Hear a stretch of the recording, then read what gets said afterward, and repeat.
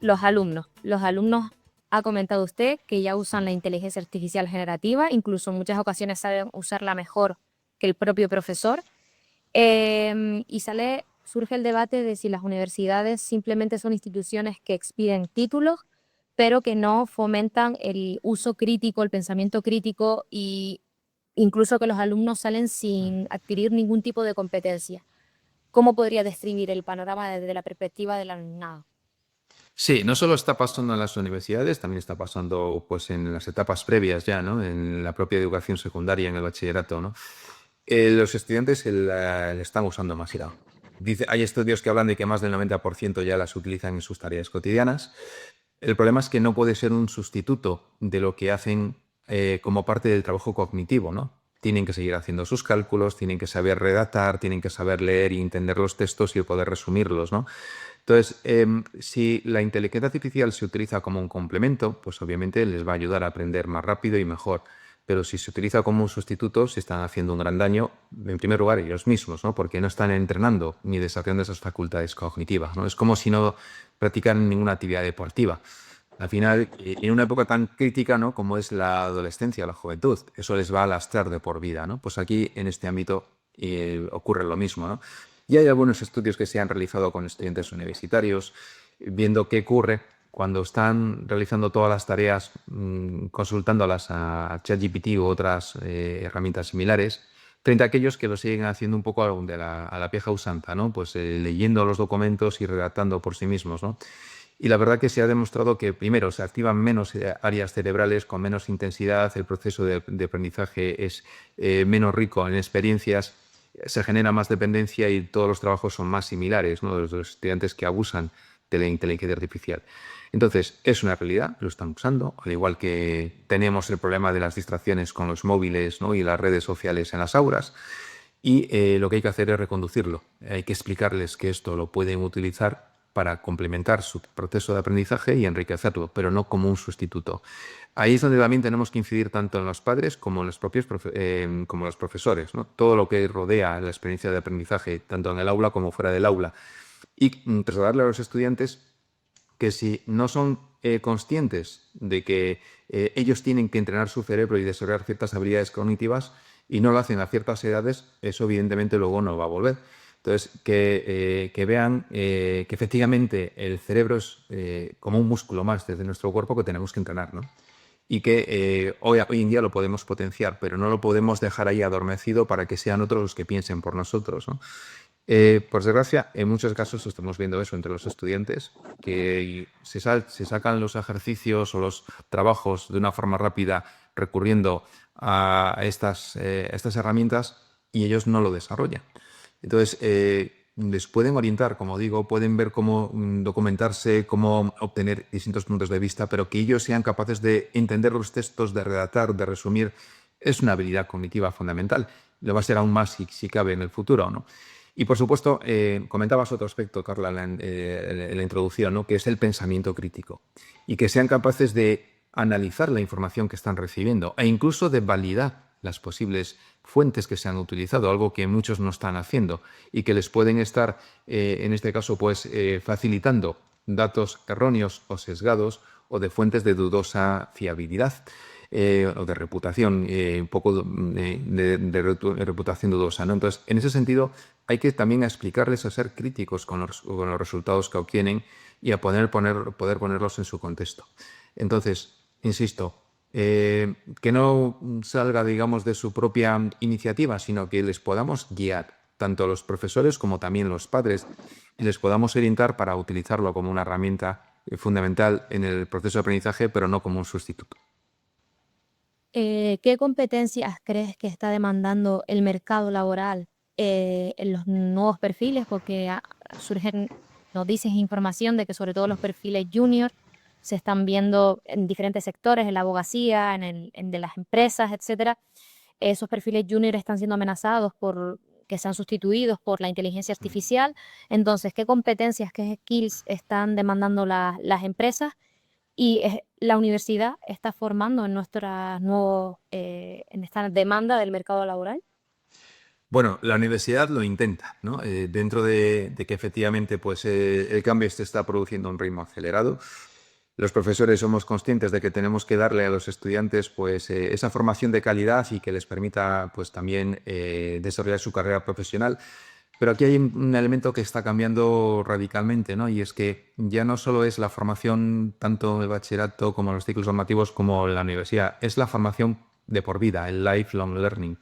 Quizá la competencia que más destacan hoy en día los expertos en este ámbito y también muchas empresas es esa capacidad para seguir aprendiendo, el aprender a aprender y el desaprender ciertas rutinas o hábitos y adquirir otros nuevos, ¿no? Saliendo de la zona de confort.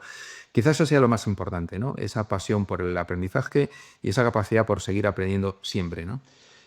Saliendo, como digo, de esas rutinas o hábitos adquiridos que quizá ya no sean válidos. Por supuesto, también es muy importante a día de hoy saber usar las herramientas, saber preguntar, cómo preparar, cómo crear el contexto y dar la información adecuada y cómo interpretar los resultados, ¿no? Muchos usuarios de estas herramientas no las están utilizando adecuadamente, no hacen las preguntas detalladas o tienen información incompleta o sesgada y no son capaces luego de interpretarlo y se creen lo que están obteniendo sin ningún tipo de filtro. Entonces, ese pensamiento crítico, también ese pensamiento analítico y esa capacidad de cuestionarse y de contrastar lo que están obteniendo en el uso de estas herramientas, ¿no? Entonces, disposición para aprender, porque no sabemos cómo van a ser las profesiones en muchos sectores o actividades económicas en el futuro. Van a estar mediadas por la inteligencia artificial, sin duda. En disposición para adaptarse a los cambios, para ser resiliente, ¿no? Y una palabra hoy muy de moda después de la pandemia, ¿no? Pues que tengamos esa capacidad para reinventarnos profesionalmente y personalmente varias veces a lo largo de nuestra carrera profesional y que estemos en esa disposición para adquirir nuevos conocimientos y habilidades, porque va a ser necesario para el futuro. Y por supuesto, no tanto ya la memorización o incluso ciertas destrezas tecnológicas. Hasta hace unos años se decía que aprender a programar era fundamental en todas las profesiones. Hoy en día muchos gurús tecnológicos empiezan a cuestionarlo, decir, bueno, la propia inteligencia artificial generativa hace programas muy rápida, de una forma muy rápida y cada vez de una forma más eficiente y segura. Quizá no sea tan necesario esos conocimientos o habilidades de programación, pero sí el ser capaz de hacer las preguntas adecuadas y de interpretar los resultados, ¿no? Entonces, van un poco por ahí los tiros. Es decir, que usted cree que de aquí a corto plazo, 5 años, en las entrevistas de trabajo se pueda pedir, oye, enséñame tu IA generativa, a ver cómo la tienes entrenada y qué tipo de... ¿Crees que eso es factible? Yo creo que sí, que se le pueden plantear cómo la usan, por ejemplo, para resolver ciertos problemas, ¿no? Demuéstrame cómo utilizarías este tipo de herramientas para resolver ciertos problemas, hacer una presentación profesional, buscar información sobre un determinado tipo de problema y cómo enfocarlo, ¿no? Y ver además que efectivamente hace las preguntas adecuadas y al mismo tiempo analiza, interpreta, filtra los resultados o puede contrastar distintas alternativas que le pueda proponer esa herramienta, ¿no? Y esto es importante porque también va implícito pues, la comprensión lectora, el hábito de leer, o la capacidad también de entender bien el lenguaje. Si no manejamos bien el lenguaje, va a ser difícil que podamos preguntarle ese tipo de herramientas y que le podamos sacar todo el partido, ¿no? Y eso es algo que también en los últimos años, y también por el abuso de los móviles, las redes sociales, los vídeos cada vez más cortos, ¿no? Y adictivos, pues muchos adolescentes han perdido parte de esa comprensión lectora, esa capacidad de concentración, de focalización. Entonces, para sacarle todo el partido a este tipo de herramientas, hay que tener esa capacidad de análisis, de concentración y de comprensión lectora para hacer también buenas preguntas, ¿no? Y obtener buenos resultados. Entonces, yo creo que también eso es fundamental, incidir en ello. Y el problema es que estamos también asistiendo a la unión de dos factores que pueden desestabilizar y mucho el proceso de aprendizaje. La distracción masiva por culpa de móviles y tablets en las aulas se está volviendo hacia atrás. Este curso académico se ha retirado y hay propuestas de padres, ¿no?, para eliminarlos hasta que tengan cierta edad e incluso la restricción de acceso a redes sociales hasta los 16 años, hasta que hasta que el estudiante tiene más madurez y es capaz de interpretar o de analizar lo que está ocurriendo, ¿no?, la información que obtiene. Y al mismo tiempo también el abuso o el mal uso de la inteligencia artificial. Si se unan esos dos factores, la distracción de los móviles, la adicción a las redes sociales y el mal uso de la inteligencia artificial, el efecto en el aprendizaje puede ser desastroso.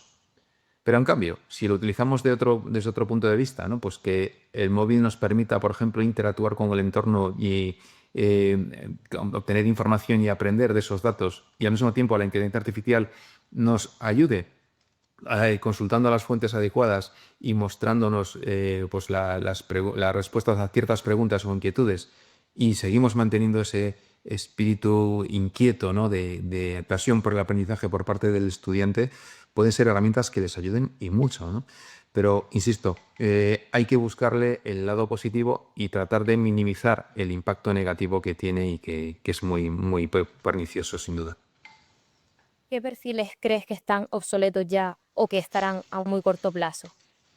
Bueno, ahí lo estamos viendo, por ejemplo, el Foro Económico Mundial todos los años presenta en enero su perspectiva, ¿no? del futuro del empleo, habla de profesiones que se basan en analizar datos, porque hoy en día pues, nadie puede competir con ese tipo de herramientas que analizan millones de documentos muy rápidamente, ¿no? Hablan también, incluso este año se está hablando en este año 2025 de los programadores. Hay muchas empresas tecnológicas que han prescindido de parte de su plantilla de programadores, de desarrolladores. Sí que tienen a los perfiles más seniors que conocen las arquitecturas, los frameworks, ¿no? y que supervisan el código que se está generando, ¿no? de forma ya automática. Por supuesto, pues otro tipo de trabajos que se van a automatizar ligados, por ejemplo, al transporte, en los almacenes robotizados, en las fábricas, los propios robotaxis, ¿no? Hoy leía por la mañana que se iban a empezar a desplegar también en España, o que se estaba hablando de su regulación, como ya ocurre en otros países. Posiblemente vayamos hacia un mundo en el que 10, 15 años vista sea muy habitual, ¿no? que el transporte tanto de mercancías como de pasajeros se haga de forma automatizada y que podamos bueno, pues delegar en ese tipo de sistemas inteligentes y que nosotros nos podamos dedicar a otras tareas, ¿no? O incluso que haya menos accidentes si funcionan de forma adecuada, siempre y cuando contemplemos la ciberseguridad y la robustez frente a hackeos, ¿no? Entonces, ya son un amplio abanico de profesiones que se están viendo alteradas, pero yo creo que también deberíamos sacar la conclusión de que todas, sin excepción, se van a ver modificadas de algún modo por la inteligencia artificial. Los médicos que se apoyan en los diagnósticos para tener un diagnóstico más preciso y que ellos se centren en aportarle el calor humano, ¿no? y el acompañamiento al paciente, por ejemplo, ¿no? O los abogados que pueden consultar toda la jurisprudencia y tener varias alternativas antes de asesorar a sus clientes, ¿no? Yo creo que todos los perfiles van a tener que reciclarse y ser capaces de utilizar e integrar la inteligencia artificial. Y ante este panorama, en España estamos preparados para competir con modelos educativos e incluso modelos económicos que son más flexibles y que se adaptan más rápidamente a los cambios. O a nivel legislativo, por ejemplo, vemos el ejemplo de Estados Unidos, que tiene una legislación que es mucho más moldeable o más rápido al menos. ¿Crees que podemos competir? Ese es el gran reto, ¿no? Deberíamos intentarlo, ¿verdad? Sí es cierto que no solo España, sino la Unión Europea se la ha criticado en los últimos tiempos de un exceso de burocracia y de legislación, ¿no? Es algo que está en boca de muchos, ¿no? Estados Unidos es mucho más dinámico, tiene sus inconvenientes, por supuesto, pero desde luego es un país mucho más dinámico, mucho más emprendedor, con un tejido empresarial que va más rápido, ¿no? Aquí en España, en Europa en general y en España en particular, la burocracia y la normativa creciente complica, ¿no? ese tipo de iniciativas, ¿no? Entonces, digamos que efectivamente tendremos que buscar una protección, ¿no? Evidentemente, Europa ha sido pionera, por ejemplo, en la regulación de la inteligencia artificial para que no se planteen usos indebidos o que nos parezcan excesivos, ¿no? como el espionaje masivo de los ciudadanos en su vida privada o en las propias ciudades, ¿no? con cámaras de videovigilancia masiva, como ocurre en otros países como China, ¿no? de eso sí, lo impulsa el propio gobierno. Entonces, hemos puesto límites, pero también es cierto que tenemos que fomentar la creación de empresas tecnológicas. Europa hace años tenía bastantes empresas tecnológicas. En la época, por ejemplo, de Nokia, teníamos el liderazgo, ¿no? en la tecnología móvil en 2G y lo hemos perdido. Ahora mismo, a nivel tecnológico, parece que es una pugna entre Estados Unidos y China. Y estamos usando tecnología o bien de Estados Unidos o bien de China. Europa en la última década parece que ha perdido un poco el tren del desarrollo tecnológico, ¿no?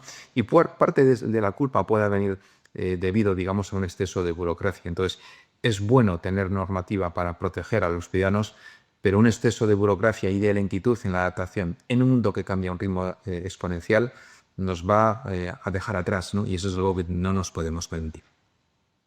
Muy bien, pues para terminar, me gustaría que diese un mensaje, por un lado, a las universidades que sufren este cambio y a los alumnos, a esos alumnos que están desmotivados ante pues, la tecnología y este ambiente que muchas veces, en muchas ocasiones, les desborda y les lleva pues, a no leer, a no tener interés por adquirir nuevos conocimientos y, bueno, un poco el perfil que ha descrito a lo largo de la entrevista. Pues empezando por esta última parte, que me parece quizá la parte más importante, ¿no? Es cierto que estamos percibiendo, y yo lo estoy percibiendo en estos últimos años, especialmente quizá los 2 últimos años, cómo vienen estudiantes más desmotivados, sin ganas de aprender, sin ganas de leer, sin ganas de, bueno, pues de trabajar en los ejercicios o prácticas que se le proponen, ¿no? De hecho, también nos llega el feedback de las empresas, ¿no? De que efectivamente parece que no acaban de integrarse y de que quieran pues, terminar su proceso, bueno, completar su proceso de formación con las prácticas, pues adquiriendo pues eso, más competencias en el ámbito del trabajo.